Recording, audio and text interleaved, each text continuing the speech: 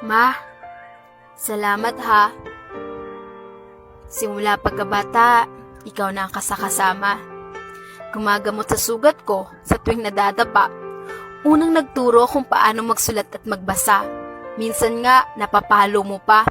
Ikaw rin ang unang nagturo sa akin kung paano maging mabuti sa kapwa. Mama, alam kong pagod ka na. Alam ko rin na minsan umiiyak ka dahil sa problema. Pero di mo lang ipinapakita. Alam ko rin na may nararamdaman ka na dahil sa maghapong paggawa at walang pahinga.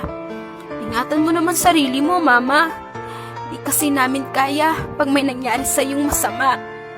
Sorry, Mama, kung matigas ulo ko. Di nakikinig sa mga payo mo at pabalang kung sumagot sa'yo. Minsan nagdadabog sa tuwing inuutusan mo. Di ako perpekto. Di rin ako yung tipo na nag-I love you sa'yo. Pero laman ka ng panalangin ko na sana humaba pa buhay mo. Gusto ko kasi makita mo na magtagumpay ako at masuklian naman lahat ng paghihirap mo. Sobrang busy ko.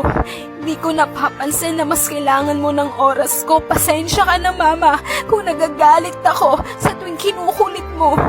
Pagod lang talaga ako. Lahat sila, tinalikuran ako. Lahat sila walang ibang ginawa kundi saktan at husgahan ako. Pero ikaw yung nag-iisang tao na nanatili sa tabi ko. Di nagsawa sa kakaintindi sa ugali ko. Ramdam ko ang pagmamahal mo. Salamat sa sakripisyo mo. Pangako, pag di mo na kayang pumayo, ako ang magiging paa mo. Kung mahina na ang pandinig mo, ayos lang, di ako mapapagod sa'yo. At kung dumating man na makalimutan mo ko, ipapaalala ko lahat sa'yo. Patanda ka na. Kung pwede lang pigilan ang pagtakbo ng orasan, alam ko darating ang araw na kailangan mo na kaming iwan, na kailangan ka na naming bitawan, na darating ang araw na kailangan mo nang magpaalam. Ikukwento ko sa magiging anak ko kung gaano kabuting ina at ibabahagi ko ang mga payo mo sa kanila. Mama, mahal na mahal kita.